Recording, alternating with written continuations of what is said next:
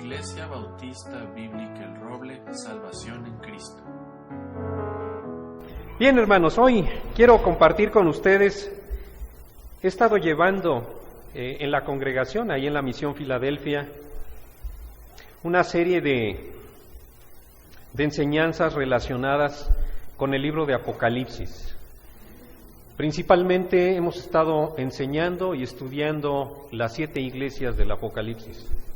El día de hoy quisiera compartir con ustedes una de ellas, para que tengamos esa visión que tuvo en su momento el apóstol Juan el teólogo, Juan el amado, aquel hombre que estaba dentro de ese círculo íntimo con el Señor Jesucristo, ¿no es así? ¿Se acuerdan que hasta se le recostó, verdad, ahí en su seno? Era una comunión muy preciosa que podía experimentar él con el Señor Jesucristo, su Salvador, por supuesto, su Maestro, y él poder dar testimonio fiel de muchas cosas que pudo él recibir. No solamente enseñanzas, eran vivencias. Imagínense milagros por aquí, por otro lado a veces recorridos para poder conocer pueblos, aldeas y diferentes tipos de lugares, ¿verdad? Durante su experiencia, quizás a lo mejor corta, pero muy, muy provechosa en la vida de nuestro Señor Jesucristo. Juan, pudimos saber que tuvo la oportunidad de escribir un evangelio y también 3 cartas, ¿no es así? Primera, segunda y tercera de Juan. Pero ya al final, hermanos, al final de su recorrido, hablando ya de ese Juan anciano, pudo experimentar algo quizás en la carne, no tan agradable, porque no es tan agradable, hermanos, poder sufrir persecución. No sé quiénes de ustedes han recibido esta clase de trato por parte quizás a lo mejor de familiares, o tal vez de autoridades, o tal vez de algunas otras personas que son antagónicas completamente a lo que viene siendo la palabra de Dios.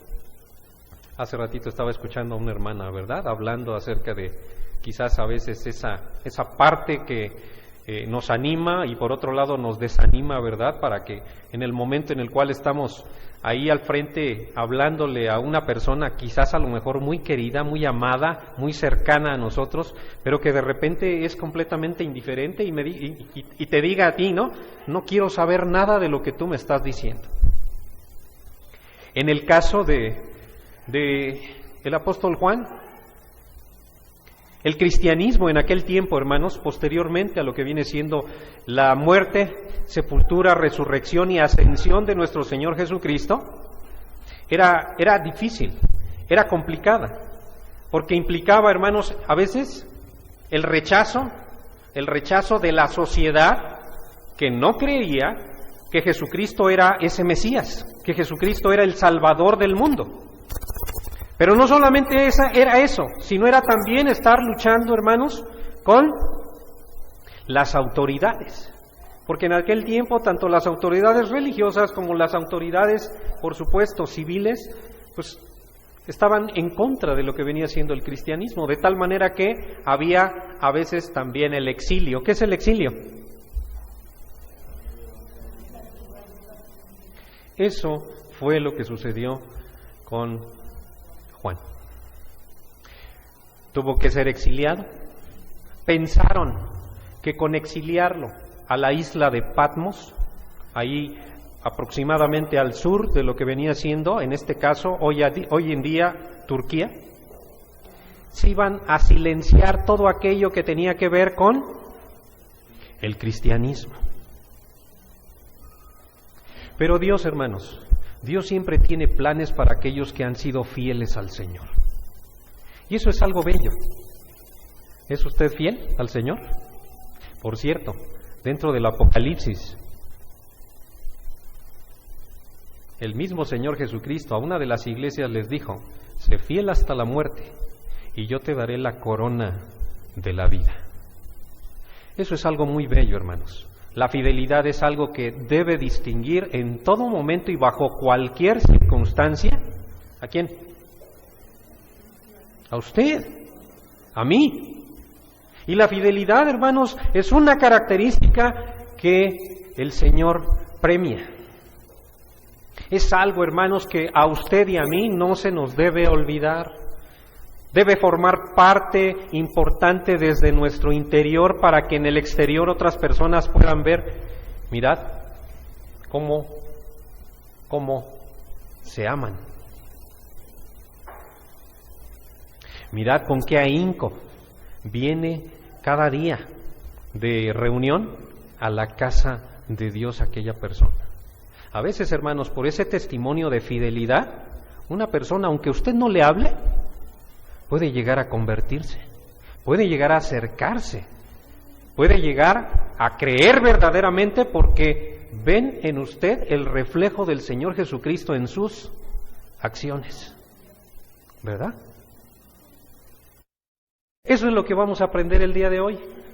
Pero también, hermanos, la palabra de Dios no solamente son promesas de consuelo, de paz, de esperanza, de amor, de gracia. Por supuesto que las hay, y es algo que nos sostiene, hermanos, en tiempos difíciles. También, hermanos, hay advertencias. Advertencias, hermanos, que a veces nos duelen, pero también nos ayudan a poder disciplinarnos dentro de lo que viene siendo la comunión cristiana. Eso también viene, hermanos, dentro de estas cartas, quizás breves, pero muy sustanciosas para que podamos nosotros, hermanos, el día de hoy aplicarlas. Por supuesto, el apóstol Juan, inspirado por el Espíritu Santo, las escribió para iglesias específicas localmente. Sí, dentro de la región de Asia Menor, estamos hablando de iglesias locales como esta, en las cuales se plasmó en ese momento las necesidades, ¿verdad?, que se requerían anunciar, poder manifestar dentro de lo que Dios quería que ellas supieran. Pero a su vez, hermanos, sabemos que toda la Escritura es inspirada por Dios y es útil de manera general para enseñar, para redarguir, para corregir y ¿para qué más? Para instruir en justicia, a fin de que el hombre sea ¿qué? Primero perfecto, o sea, maduro espiritualmente, enteramente preparado para toda buena obra. Por eso estamos el día de hoy aquí, hermanos, para poder de esa manera desarrollarnos dentro de la palabra de Dios y que el Señor, a través del Espíritu Santo, hable a su corazón y al mío. Vamos a orar. Padre amado, en este momento, Señor, estamos delante de ti. Prepara, Señor, nuestro corazón. Que tu palabra sea quien alimente, Señor, nuestra alma, de tal manera que podamos nosotros desear, Señor, cada día imitarte a ti, ser semejante a ti en todo, y ayúdanos, Señor, a que nuestro Santo Espíritu ilumine, Señor, nuestro entendimiento, y de esta manera podamos salir el día de hoy no solamente alimentados, sino también, Señor, transformados por lo que tu palabra hable a nuestras vidas. Gracias, Señor. Te lo pedimos en Cristo Jesús. Amén. Vayamos, hermanos, por favor, en sus Biblias ahí al capítulo 3 del libro de Apocalipsis. Apocalipsis capítulo 3. Y hoy quiero compartirles, capítulo 2. Hoy quiero compartirles a partir del versículo 18 al final. Repito, hermanos, Apocalipsis capítulo 2 del 18 al final. ¿Qué dice ahí en sus títulos de sus Biblias? Perfecto. El mensaje a la iglesia de Tiatira, en este caso, es lo que corresponde a estos versículos del 18 al 29. ¿Me quieren ayudar a leer, por favor, si fueran tan amables? Yo leo el 18, ustedes el 19, de esa manera hasta poder concluir en el versículo 29. ¿Está bien? ¿Estamos ahí, hermanos? Bien. Dice el versículo 18: y escribe al ángel de la iglesia en Tiatira, el Hijo de Dios, el que tiene ojos como llama de fuego y pies semejantes al bronce bruñido, dice esto.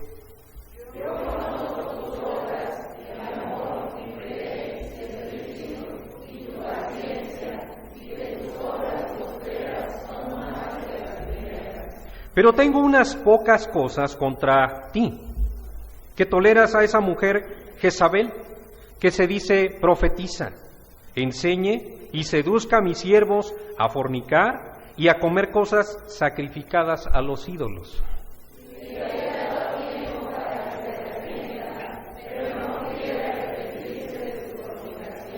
He aquí, yo la arrojo en cama y en gran tribulación a los que con ella adulteran, si no se arrepienten de las obras de ella.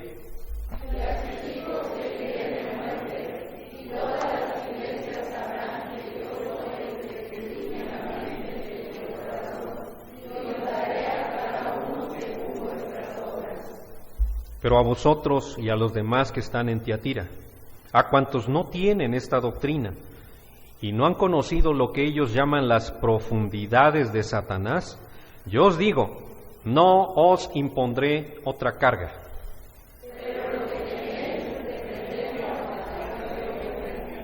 Al que venciere y guardare mis obras hasta el fin, yo le daré autoridad sobre las naciones.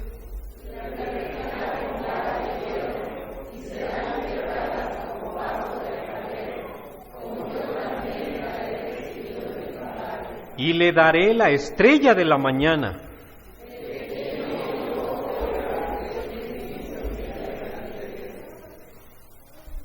Hermanos, a través de cada una de las cartas que el Señor envió a las 7 iglesias en Asia Menor, podemos ver que todas ellas eran diferentes.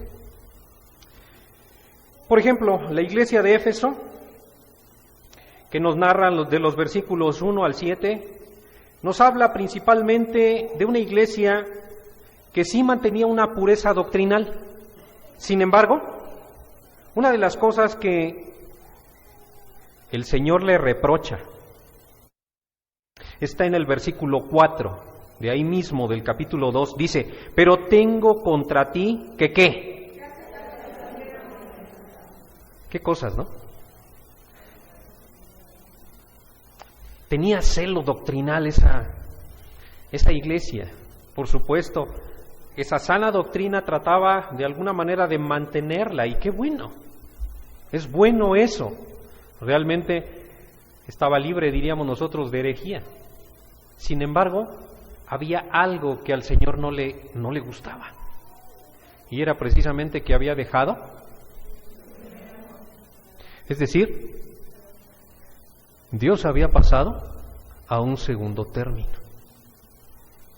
Dios no era su prioridad. Tal vez la prioridad de la iglesia o de los miembros de la iglesia que la conformaban era a lo mejor su trabajo, a lo mejor era su familia, a lo mejor era alguna clase de entretenimiento, no lo sé, podría ser de esa manera, ¿no? Pero Dios no era la prioridad, razón por la cual quizás dentro de la iglesia, pues a veces asistían y a veces no asistían. Cuando podían hacerlo y tenían tiempo para Dios, lo hacían. Lamentablemente a veces, ¿saben cuándo tenemos tiempo para el Señor? Cuando hay alguna necesidad. Exacto. Cuando hay alguna necesidad o cuando nos enfrentamos a alguna enfermedad, sobre todo alguna enfermedad complicada y considerable para nuestra vida, es ahí cuando decimos, Señor, ¿dónde estás? El Señor ahí está. El problema es de que usted no está con Él. ¿No es así? Bien, eso es en Éfeso. Posteriormente, de los versículos 8 al 11, nos habla acerca de Esmirna. Una iglesia que había pasado, se le denomina la iglesia sufriente. ¿Sí? Porque había mucho padecimiento, sobre todo hostilidad hacia el cristianismo. Pero aún así, dice la palabra de Dios ahí en el versículo 10 al final, miren lo que está diciendo, el versículo 10 ahí. Dice, sé fiel hasta ¿dónde? Hasta la muerte, y yo te daré la corona de la vida. ¿Por qué? Porque ahí mismo en el versículo 10 les está diciendo, les está animando el Señor diciéndoles, no temas en nada lo que vas a padecer. O sea, había padecimientos. Hace ratito alguien pronunció las palabras del Señor Jesucristo ahí en San Juan 16:33, cuando dice, estas cosas os he hablado para que en mí tengáis paz. En el mundo tendréis, ¿qué? Aflicción. Y eso es algo natural, hermanos, por lo cual usted y yo como cristianos vamos a pasar. El mismo apóstol Pablo decía, tú pues, le decía a Timoteo, su discípulo, tú pues sufre penalidades como buen soldado de Jesucristo, es decir, amárrate, afiánzate en la fe de nuestro Señor Jesucristo, porque vas a padecer. No es fácil ser cristiano, hermanos, pero ¿saben qué? Es más difícil vivir sin Él, ¿o no es así? ¿Verdad? Sin Cristo, hermanos, estamos corrompidos completamente. Sin Cristo estamos completamente llenos, hermanos, de desesperanza. Estamos condenados. Por eso el siervo de Dios debe ser fiel hasta la muerte. Siguiendo adelante, hermanos, en la iglesia a Pérgamo, una iglesia, hermanos, que por supuesto, Dios reconocía sus obras. Sin embargo, uno de los problemas es que permitió que hubiera en su seno diferentes prácticas pecaminosas que por supuesto ofendían al Señor. Miren lo que dice el versículo 14. Pero tengo unas pocas cosas contra ti. ¿Cuáles son?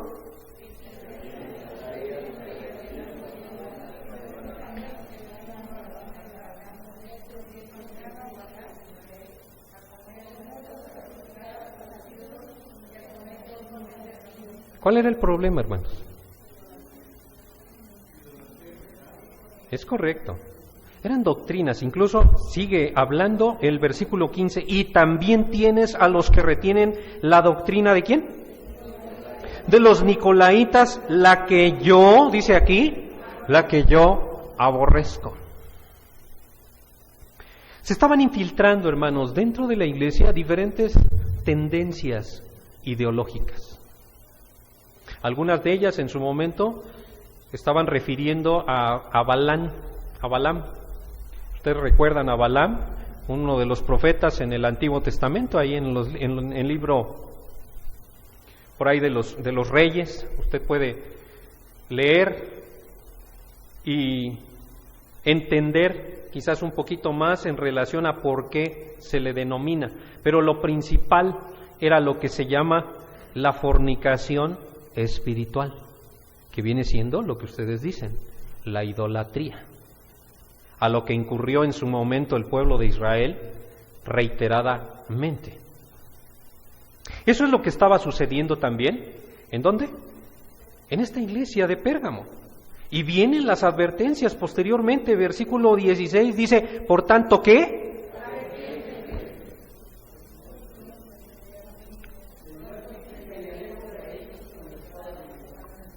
Muy bien. ¿Hay entonces aquí también advertencias? Bien. Ahora entramos, hermanos, a la cuarta iglesia mencionada. Quería darles, diríamos nosotros, una especie de contexto dentro de lo que viene siendo el Apocalipsis para que puedan estar, diríamos nosotros, dentro de ello, en esa idea general, para que posteriormente entremos dentro de la iglesia de Tiatira. Hermanos, a veces la información es mucha, quizás no podemos agotar todo, sin embargo, lo más importante es que usted se quede con lo que el día de hoy podamos transmitir de la palabra de Dios. ¿Está bien?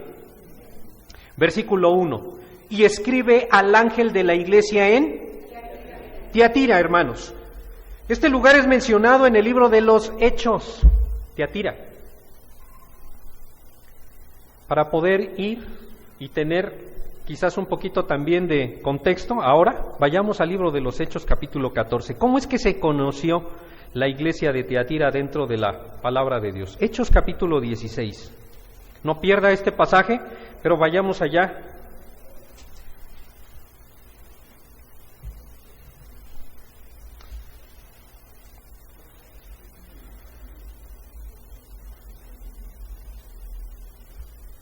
Estamos hablando, hermanos, de uno de los viajes misioneros del apóstol Pablo.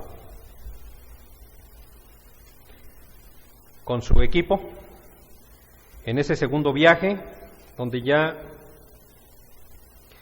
el apóstol Pablo tenía la visión de poder ir a algún lugar. Sin embargo, el Espíritu Santo, a través de una visión, le cambió los planes. Miren lo que dice el versículo 9. Y se le mostró a Pablo una visión de noche, y un varón que macedonio, recuerden, macedonio quiere decir que era de la provincia de Macedonia, ¿sí? Diríamos nosotros es como un estado en ese lugar. Ahorita ya es un país, pero en su momento era como era una provincia, pero como si fuera un estado. Y también un reino. Y dice aquí, un varón macedonio que estaba en pie rogándole y diciendo, pasa a Macedonia y ayúdanos. Cuando vio la visión, enseguida procuramos, dice aquí, el equipo misionero, por supuesto con el apóstol Pablo, partir para Macedonia, dando por cierto que Dios nos llamaba para que anunciásemos el Evangelio. Versículo 11, zarpando pues de Troas vinimos con rumbo directo a Samotracia, y el día siguiente a Neápolis, y de ahí ¿a dónde? A Filipos, era una de las ciudades ya en Asia Menor, en lo que viene siendo la parte suroeste de Turquía. Y dice aquí que es la primera ciudad de la provincia de Macedonia, y una colonia, y estuvimos en aquella ciudad algunos días. Dice el 13, y un día de reposo salimos fuera de la puerta junto al río donde solía hacerse la oración, y sentándonos hablamos a las mujeres que se habían reunido, 14. Entonces una mujer llamada ¿cómo? ¿Vendedora de qué? ¿De dónde? Que adoraba a Dios, estaba oyendo. Y el Señor abrió el corazón de ella para que estuviese atenta a lo que Pablo decía. Y cuando fue, ¿qué dice? Bautizada. Y su familia nos rogó diciendo, si habéis juzgado que yo sea fiel, estamos hablando de la fidelidad, ¿no es así? Dice aquí, si habéis juzgado que yo sea fiel al Señor, entrad en mi casa y posad. Y dice, y nos obligó. Qué bonito es, hermanos, cuando nosotros llegamos a conocer al Señor Jesucristo. ¿Se acuerda de ese momento? ¿Se acuerda de ese momento? Debería ser, hermanos, el momento más importante de su vida. A veces dicen, no, pues fue cuando me casé. Otros dicen todo lo contrario, no es cierto. Cometí un grave error. Gracias a Dios le doy por también el día de ayer haberme permitido celebrar el 23 aniversario de bodas con mi esposa. Le doy gracias a Dios por ello, ha sido de enorme bendición el poder vivir juntos, ¿verdad? Esta experiencia que el Señor nos da en el servicio al Señor. Pero hermanos, en el momento en el cual esta mujer creyó, se entregó con todo el corazón. Pero no solamente eso. Ella dio fe, ella dio testimonio de que Jesucristo era su Señor en medio de aquella multitud. ¿Y cómo lo hizo? Dando el primer paso de obediencia, que es bautizarse. Ella dijo: a mí no me interesa lo que los demás piensen, a mí no me interesa lo que más crean los demás.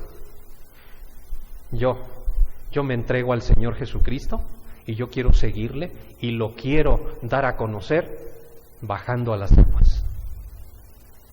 Y no solamente eso, inmediatamente, hermanos, tuvo un corazón hospitalario, recibió en casa, es más, dice aquí que los obligó, ¿verdad?, a poder, les abrió su casa de par en par. ¿Quién lo hace, hermanos? ¿Lo hace usted a algún desconocido? Ella había entrado a un núcleo exclusivo llamando los hijos de Dios, ¿verdad?, en el cual reconoció a los siervos de Dios y que había una necesidad en ellos, ¿sí? Y les abrió su casa para que pudieran posar en ella. Lidia de Tiatira. Pero yo creo que no quedó la historia aquí. Esto fue en Filipos. Ella era de Tiatira, unos kilómetros más adelante de donde era oriunda ella, en Tiatira, donde se reconoce ese lugar, sobre todo por lo de que vienen siendo los tintes, ¿sí? La púrpura, dice aquí, vendedora de púrpura. Entonces se fabricaba eso en su lugar. Generalmente, hermanos, la púrpura en aquel tiempo era una prenda importante que se utilizaba para que pudieran las personas cortesanas, las personas de la realeza, utilizarla. Incluso, si ustedes recuerdan, el mismo Señor Jesucristo le pusieron un manto de púrpura, por supuesto, lo hicieron en burla, para poder posteriormente arrancárselo cuando ya lo habían azotado. ¡Qué tristeza! Pero Tiatira, hermanos, llegó a conocer del Evangelio quizás a través de esta mujer, y a través de ella se fundó la iglesia en aquel lugar. Qué bello, ¿no es así?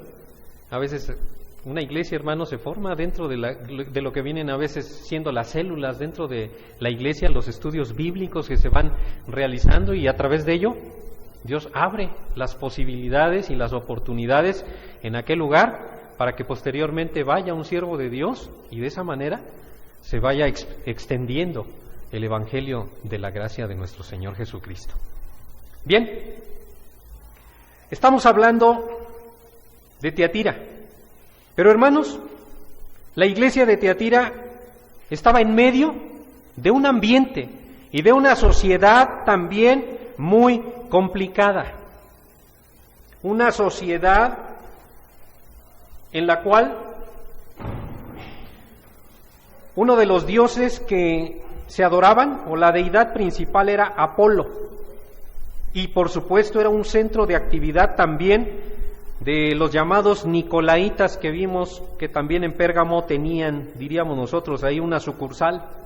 ¿Quiénes eran los Nicolaitas? Por supuesto, estamos hablando de aquellas personas seguidores de un tal Nicolás.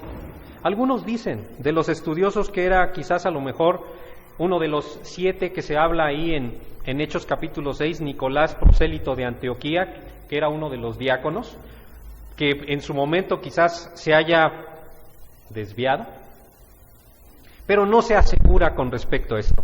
La realidad es que era un Nicolás, no lo sabemos de qué procedencia, tal vez era otro, pero se dice que este grupo se desvió al gnosticismo, que promovía el libertinaje de la mundanalidad y la carne, diciendo que estas prácticas no afectaban la salud espiritual. Con esto, diluyendo la sana doctrina entre los creyentes. En otras palabras, lo que tú hagas con tu cuerpo no importa. Mientras tú cumplas con tu iglesia, todo está bien. ¿Acaso esa es la postura cristiana verdadera? Claro que no, de ninguna manera. Sin embargo, era algo que se estaba promoviendo dentro de la iglesia, tristemente. Pero vemos, hermanos, la descripción en este momento, en el versículo 18, la descripción del Señor Jesucristo ante la iglesia, la descripción suya. Dice, y escribe al ángel de la iglesia en Tiatira. Lean conmigo lo que sigue. El Hijo de Dios, el que tiene ojos como llama y pies semejantes al bronce bruñido, dice esto. Hermanos, cuando el Señor habla, en este caso es a través de la pluma del apóstol Juan, pero es el Señor, está hablando Él directamente. Se está aquí describiendo como el Hijo de ¿qué? El Hijo de Dios. ¿Y quién es el Hijo de Dios? El Señor Jesucristo. Y no hay nadie más hablando aquí en el aspecto del término título, porque usted es hijo de Dios, yo soy hijo de Dios, pero estamos hablando con H minúscula, ¿no? Dice la Biblia en Juan 1:12, mas a todos los que le recibieron, a los que creen en su nombre, les dio ¿qué? O sea, el poder legítimo de ser hechos ¿qué? O sea, usted en el momento en el cual cree en el Señor Jesucristo, llega a ser una nueva criatura, por supuesto, pero llega a pertenecer a la familia de Dios siendo su hijo. Pero en este caso no estamos hablando de esa clase de hijo, estamos hablando aquí del Hijo de Dios con H mayúscula y que solamente le pertenece al Señor Jesucristo. A nadie más se le puede decir de esa manera. ¿Por qué lo está diciendo? Porque quizás a lo mejor dentro de la misma iglesia se estaba infiltrando aquello de que Jesucristo no es Dios. Como muchas sectas hoy en día están proclamando que Jesucristo no es Dios. ¿Las conoce? Bueno, yo también las conozco y a veces nos hemos confrontado con ellas. Y tristemente muchos reconocen a Dios, pero no reconocen que Jesucristo es Dios. Cuando dice Juan 1:1, en el principio era el Verbo, y el Verbo era con Dios, y el Verbo era... Este era en el principio con Dios. Todas las cosas por Él fueron hechas y sin Él nada de lo que ha sido hecho. Entonces, ese Dios vino a este mundo y se hizo carne y habitó entre nosotros, dice la Biblia en el 14, y vimos su gloria, gloria como la del unigénito del Padre, lleno de gracia y de verdad. ¿O acaso no es Jesucristo todo Dios, pero también es todo hombre? Son dos aspectos importantes también dentro de la doctrina que necesitamos nosotros definir aquí adentro, hermanos, para que las personas de fuera no nos confundan, para que las personas del exterior lleguen a conocer la verdadera doctrina de Jesucristo. ¿Y quién les va a proclamar eso? Ustedes y yo. Entonces, es importante saber cómo define. Por eso está escrito esto, hermanos. No está escrito únicamente por llenar un espacio. Está escrito para que usted afirme las verdades y realidades cristianas en su corazón de lo que la palabra de Dios dice. ¿O no dice que tenemos la palabra profética más segura? Pues entonces afirme su corazón para poder primero ser fiel delante de Dios y posteriormente llevarlo a manifestar a otras personas. Bien, el Hijo de Dios, el que tiene ojos como ¿qué? ¿Por qué se está describiendo el Señor Jesucristo también como con ojos de llama de fuego y pies semejantes al bronce bruñido, hermanos? ¿Han escuchado esto anteriormente? ¿En dónde? Es correcto. En Daniel capítulo 10 se habla y se da diríamos nosotros, una semblanza relacionada con el Señor Jesucristo, pero en el carácter mesiánico. Sí, hacia adelante. Y que fue cumplido posteriormente por el mismo Señor Jesucristo. Los ojos como de llama de fuego, ¿qué se imaginan respecto a este término que se adjudica el Señor a sí mismo?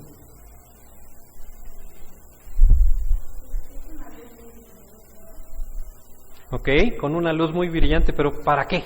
¿O por qué? Muy bien. Hermanos, todas las cosas están desnudas y abiertas ante aquel al cual usted y yo le vamos a dar cuentas algún día. ¿Sí? Usted no se puede esconder de mí. ¿Sí? Usted me puede ocultar muchas cosas, usted puede aparentar otras, pero al Señor ¿lo puede engañar? Por eso los ojos como llama de fuego, hermano, nos hablan del escrutinio total que puede tener el Señor Jesucristo de lo que usted incluso está pensando. Recuerda el Salmo 139, lo que estaba hablando el salmista en ese momento, diciendo, tal conocimiento es demasiado maravilloso para mí, alto es, no lo puedo comprender, porque anteriormente le está diciendo, ¿a dónde huiré de tu espíritu? ¿A dónde huiré de tu presencia? Si subiera a los cielos, y si en el Seol hiciere mi estrado. Entonces, ¿puede usted esconder de él? Todas las cosas, hermanos, están abiertas y desnudas. Por eso es importante saber qué es lo que estamos pensando, qué es lo que estamos viendo, qué es lo que estamos haciendo delante de aquel que tiene como ojos de llama de fuego y pies semejantes al bronce bruñido. Nos habla, hermanos, completamente de lo que viene siendo la parte del juicio de Dios. Es decir, llega el momento en el cual Dios Hijo, dice la Biblia ahí en Filipenses capítulo 2, para que en el nombre de Jesús se doble toda rodilla de los que están en los cielos y en la tierra y debajo de la tierra, y toda lengua confiese que ¿qué? Lo quiera o no, el ser humano va a llegar un momento en el cual Jesucristo venga como el juez justo a poner las cosas en claro. Y toda lengua confiese que Jesucristo es el Señor, para gloria de Dios Padre. Lo quiera o no, así se presenta también el Señor. Con esa, diríamos nosotros, con esa interpretación de esos pies semejantes al bronce bruñido en su juicio, un justo juicio que Él va a venir a hacer a las naciones. Versículo 19, yo conozco ¿qué?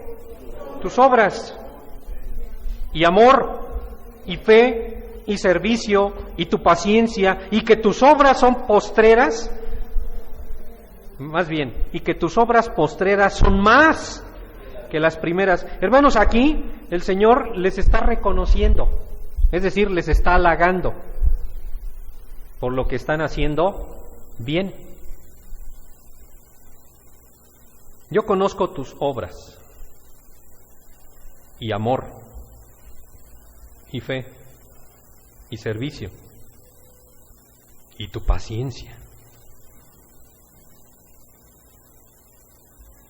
¿Cuáles son las obras, hermanos?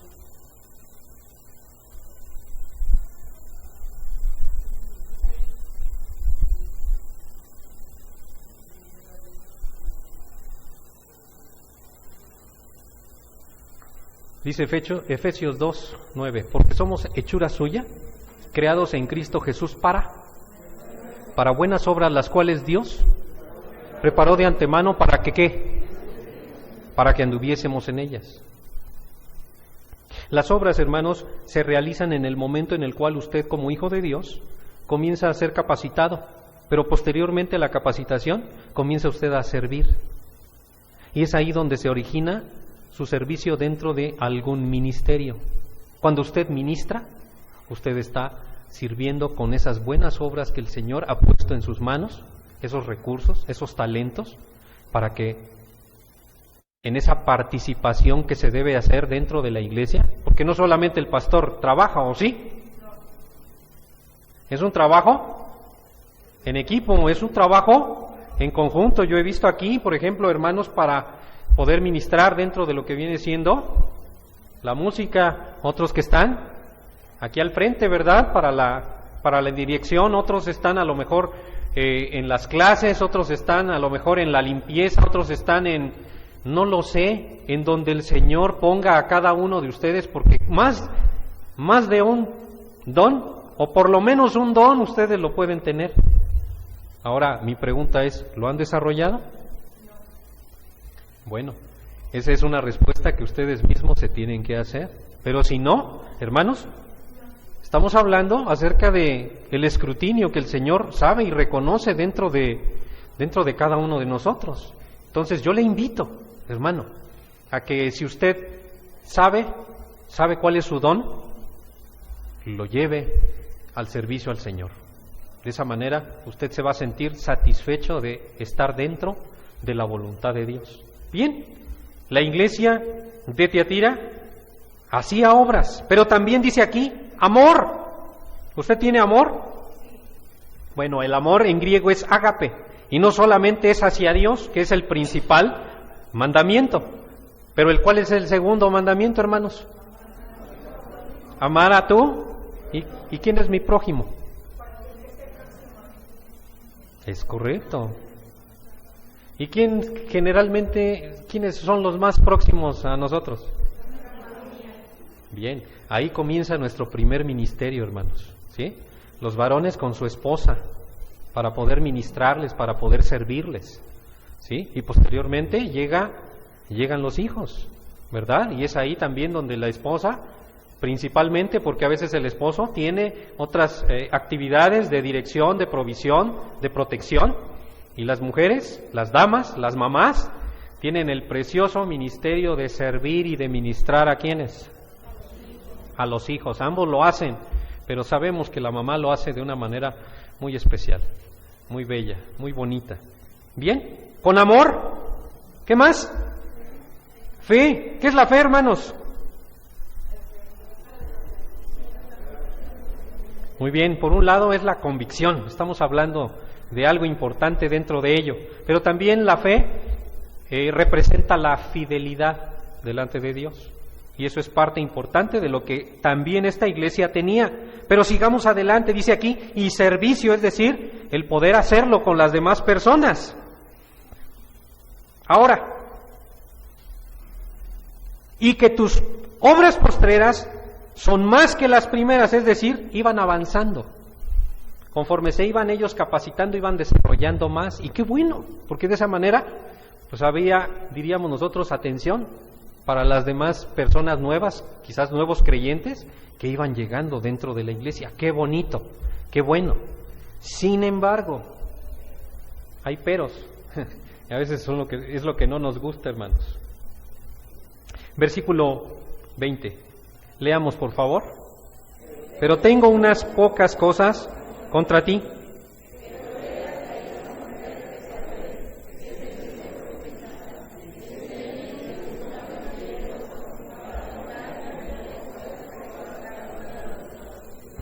¿Cuál era el problema, hermanos?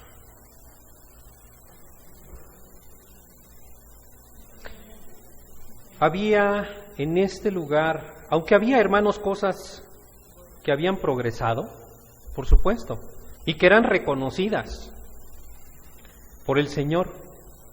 Sin embargo, había otras que desagradaban profundamente al Señor.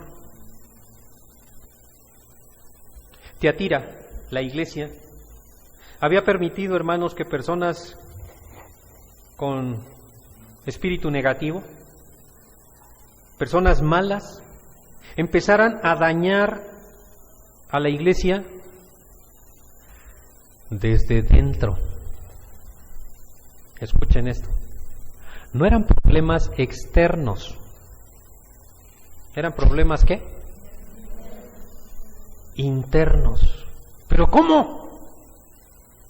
¿Qué pasó? ¿Qué sucedió? Eso. Las palabras en la Biblia, hermanos, están puestas precisamente por algo. Y hay que poner atención. Pero tengo unas pocas cosas contra ti. ¿Qué? ¿Cuál era el problema?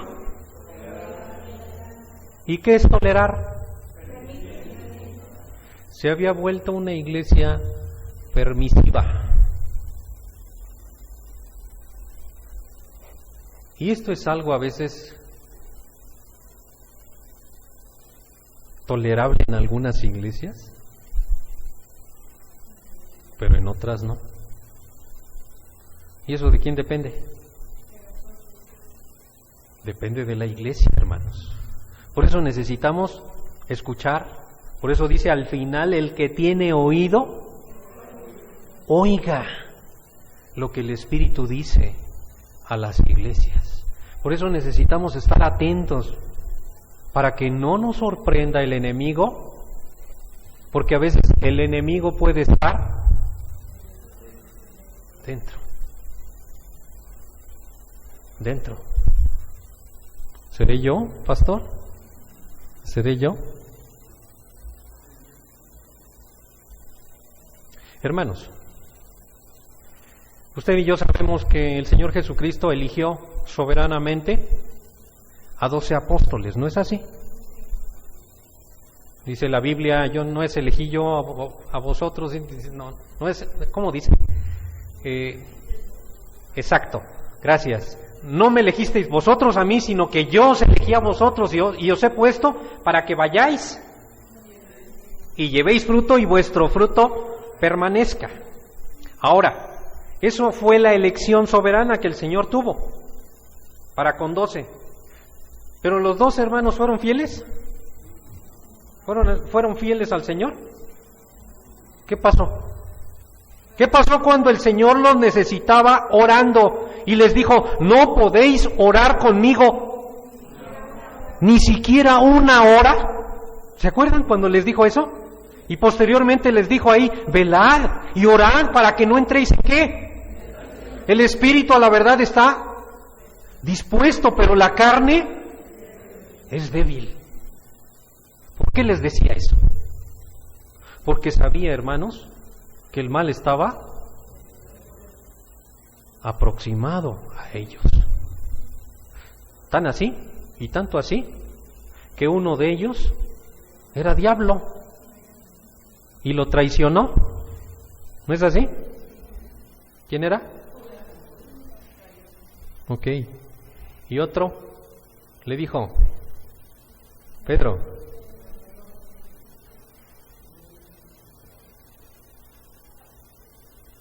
Satanás, el diablo, os ha pedido para zarandearte, pero yo he rogado al Padre por ti, que tu fe no falte. ¿Y qué sucedió? No, Señor, yo iré contigo hasta la muerte, si es necesario. ¿No le dijo eso? ¿Y qué pasó? ¿Por qué?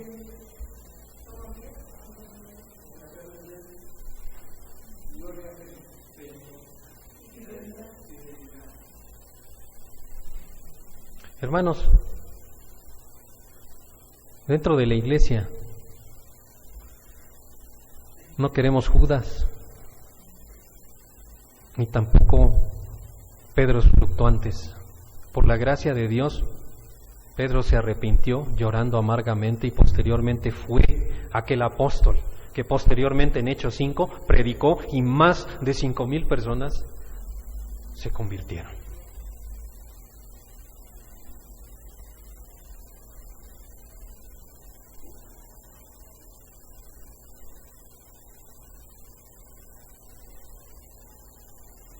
Ellos habían permitido, hermanos, tolerar, en este caso a una mujer llamada Jezabel. Este nombre, hermanos, así como hablar de la doctrina de Balaam, era un nombre, diríamos nosotros, un nombre solamente para distinguir lo que estaba sucediendo dentro de la iglesia, porque sabemos que este nombre procede del Antiguo Testamento. ¿Recuerdan ustedes a Jezabel? ¿Quién era Jezabel? Muy bien. ¿Esposa de? ¿Recuerdan? Bien. Fue esposa.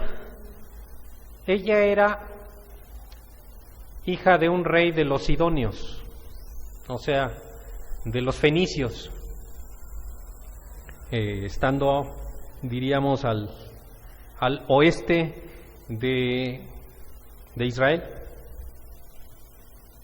En aquel tiempo hubo decadencia espiritual en el pueblo de Israel en los tiempos del profeta Elías, de tal manera que el pueblo de Israel tenía tolerancia, permisión o permisivos eran. de tal manera que no les importaba fusionarse con los reyes paganos o con las naciones paganas, de tal manera que hicieron un enlace matrimonial ilícito entre Jezabel y Acab, rey de Israel. Acab fue un hombre pusilánime, un hombre de poca decisión y carácter, de tal manera que se dejó, diríamos en otras palabras más coloquiales, mangonear, ¿verdad?, por su mujer. Realmente Jezabel era la que controlaba el reino en aquellos tiempos, de tal forma que ella fue la que introdujo todo el culto a Baal de los israelitas, ¿sí? De tal manera que en su momento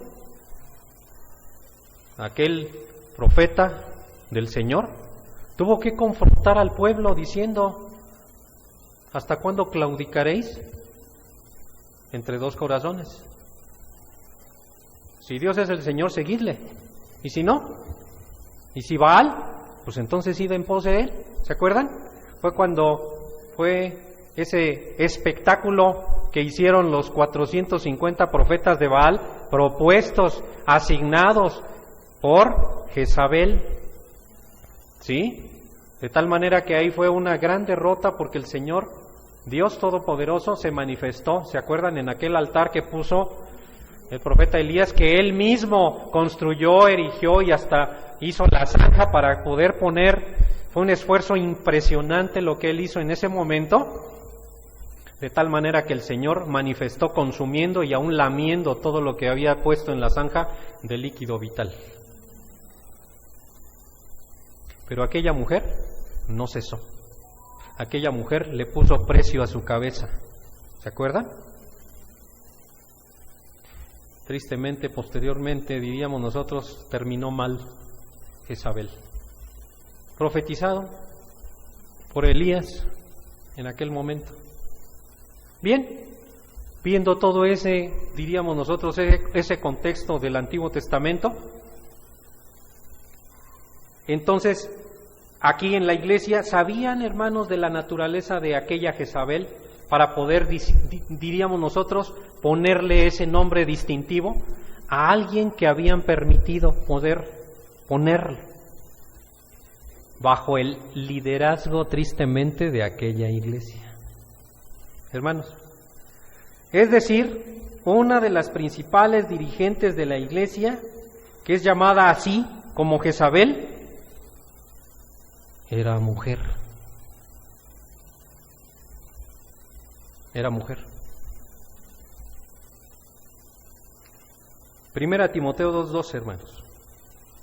Porque no permito a la mujer enseñar, ni ejercer dominio sobre el hombre, sino estar en silencio. Primera Corintios 14:33 en adelante. Como en todas las iglesias de los santos, vuestras mujeres callen en las congregaciones, porque no les es permitido hablar, sino estar sujetas, como también la ley lo dice. Y si quieren aprender algo, pregunten en casa a sus maridos, porque es indecoroso que una mujer hable en la congregación. ¿Acaso ha salido de vosotros la palabra de Dios, o solo a vosotros ha llegado? Si alguno se cree profeta o espiritual, reconozca que lo que escribo son mandamientos del Señor.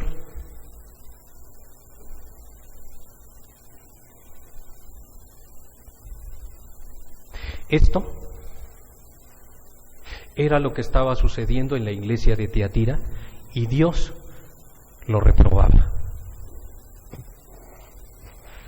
Y hermanos, no es que sea una posición machista. La Biblia no lo es y jamás lo será. Sencillamente es el orden que Dios ha establecido en su iglesia. Pero el hombre y la mujer, si usted sigue leyendo, ambos delante de Dios son lo mismo. Sin embargo, siempre debe de existir un orden. Para eso Dios ha establecido y ha puesto al hombre por líder de su casa, por líder, por ende también, de la iglesia de Cristo. No lo digo yo, lo dice su palabra. Y aquí lo estamos reafirmando, ¿o no? ¿No lo estamos reafirmando en esto? Generalmente a veces, pastor, pero ¿qué pasó con Séfora? Pastor, ¿qué pasó con Débora, aquella juez del Antiguo Testamento? ¿Qué pasó con María, la profetisa hermana de Moisés? ¿Qué pasó con Febe, diaconisa de Cencrea, etcétera, etcétera? Hermanos, cuando no existe un liderazgo consistente masculino dentro de la iglesia, Dios se vale de cualquiera. ¿Se acuerdan de la burra de Balaam? Hablando de la doctrina de Balaam, que Dios utilizó a esa persona para recapacitar al profeta de Dios. Entonces Dios se vale en excepciones cuando realmente no asumimos nuestro puesto y nuestra función.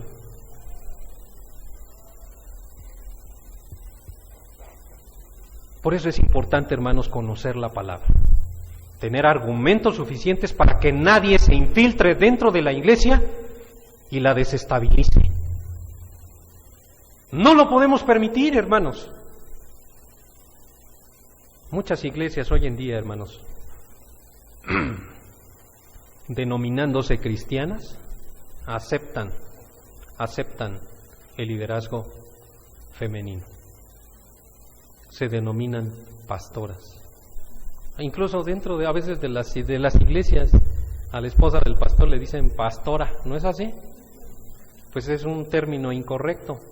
¿A poco usted cuando tiene algún problema de salud asiste? Es que no está el doctor, pues voy a ir con su esposa, me voy a consultar con ella. ¿Lo hace? ¿Por qué? Porque no es la doctora, es la esposa del doctor, ¿no es así? Es lo mismo. Dios estableció ancianos, Dios estableció obispos, no obispas o avispas. Eso no es correcto. Las cartas pastorales son escritas a hombres, a pastores. Marido de una sola, no dice marida de un solo hombre. ¿Se dan cuenta? Por eso la importancia de que usted escudriñe las Escrituras, porque a vosotros os parece que en ellas tenéis la vida eterna, y dice, y ellas son las que dan testimonio de mí hablando de Jesucristo, de mí hablando del Santo, de mí hablando del Perfecto, y de que no me equivoco, pero ustedes se están equivocando. Al permitir, al solapar, al hacer las cosas no de acuerdo a mi voluntad, sino ustedes están queriendo hacer lo que ustedes quieren. Qué tristeza, ¿no es así? Pero sigamos adelante, hermanos, ya vamos a terminar.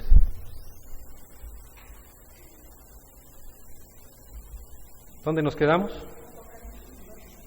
Apocalipsis 2:20. Pero tengo unas cosas contra ti, que toleras que esa mujer Jezabel, que se dice profetiza, o sea, incluso no era, se decía, ¿verdad? Enseñe y seduzca a quienes, incluso hasta yo creo que los mismos ancianos de aquella iglesia habían sido ya seducidos completamente por esta mujer, ¿no? Dice, a fornicar y a comer cosas sacrificadas a los ídolos, y le he dado tiempo para que ¿qué?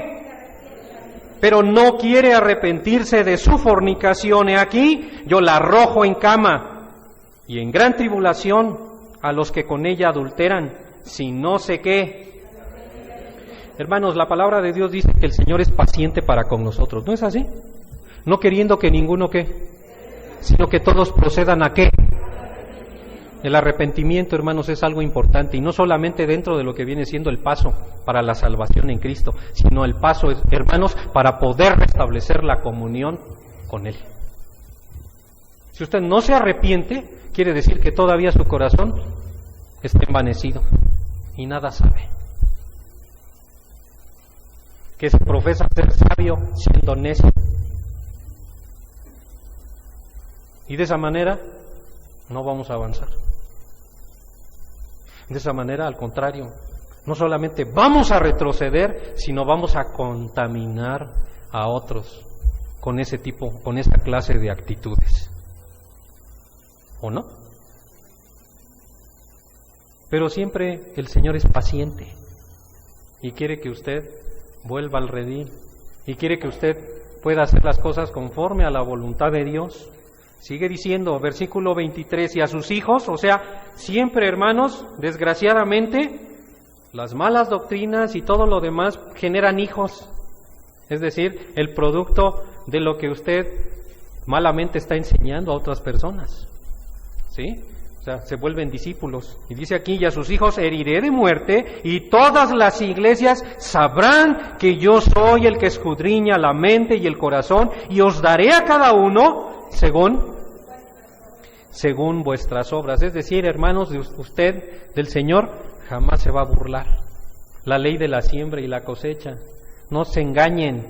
Dios no puede ser todo lo que el hombre sembrare, eso también. El que siembra para su carne, de su carne, ¿qué va a segar? Corrupción. Y el que siembra para el Espíritu, del Espíritu segará vida eterna. Siempre, hermano, siempre para el Espíritu. Las cosas aquí materiales se van a quedar, nada se va a llevar. Usted cuando se vaya al ataúd, es más, si lo creman, ¿se va a llevar su auto ahí? ¿O va a querer que lo cremen también ahí? No se va a llevar nada. Por eso dice la Biblia, no mirando las cosas que se ven, sino las que no se ven, porque las que se ven son temporales, pero las que no se ven, ¿no es así? Sigamos. Pero a vosotros, o sea, a los fieles, siempre va a existir un remanente fiel delante del Señor. Pero a vosotros y a los demás que están en Tiatira, a cuantos no tienen esa doctrina de Jezabel, que no son permisivos, que son celosos con la sana doctrina, dice, y no han conocido lo que ellos llaman las profundidades de Satanás, yo os digo, no os impondré otra carga. Pero lo que tenéis que hay que hacer con lo que tienen ustedes, hermanos, retenedlo hasta que yo venga, hermanos. Hay que ser fieles delante del Señor. Y las cosas que Dios nos ha dado, y sobre todo, hermanos, nos ha dado, ¿qué?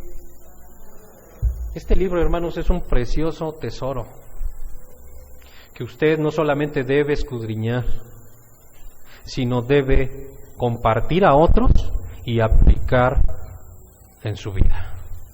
Sin este libro, hermano, usted está perdido, porque es la brújula que lo lleva al camino correcto. ¿Y el camino correcto quién es?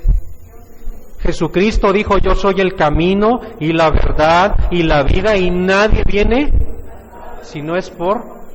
Entonces, ¿por qué nos desviamos, hermanos? A veces nos desviamos porque no la conocemos. ¿Y saben también por qué? Porque no es nuestra autoridad. A veces la conocemos, pero no es nuestra autoridad. Si la Biblia no es nuestra autoridad, entonces ¿quién es la autoridad de usted? A veces uno mismo, o a veces la influencia de nuestros amigos, de nuestros familiares, quizás a lo mejor con buenas intenciones, pero no es la verdad. La verdad aquí está, y debemos retenerla.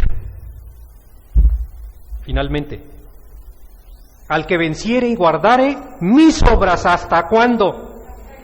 Hasta el fin. Hermano, no desmaye, no temas porque yo estoy contigo, no dice el Señor, no desmayes porque yo soy tu Dios que te esfuerzo, siempre te ayudaré, siempre te sustentaré. ¿Con qué? Ahí está el Señor en los momentos de necesidad. No desmaye, por favor, hermano, venza y llegue hasta el fin. Yo te daré autoridad sobre las naciones. Hermanos, quizás a lo mejor aquí usted ni siquiera gobierna a su esposa, pero allá, en aquel lugar, en el milenio, Dios le va a permitir, hermano, a usted gobernar. No lo sé si una aldea, una familia, una tribu, una ciudad, no lo sé, una nación. Pero, hermanos, hay grandes planes. Dios tiene grandes planes para usted si permanece fiel. y le daré la estrella de la mañana. Ya tenemos a Jesucristo en nuestro corazón, Él es la estrella de la mañana, pero en aquel momento lo vamos a tener completamente con nosotros. El que tiene oído, oiga lo que el Espíritu dice a las iglesias. Hermanos, yo le invito a que se comprometa con el Señor. Yo le invito a que no sea usted una llamarada de petate. Yo le invito a usted a que no permita que la palabra de Dios sea adulterada, a que la retenga, para que el Señor le premie cuando fuere tiempo. Que Dios le bendiga. Gracias. Síguenos en nuestra página web ibbelroblesalvacionencristo.org. Que Dios te bendiga.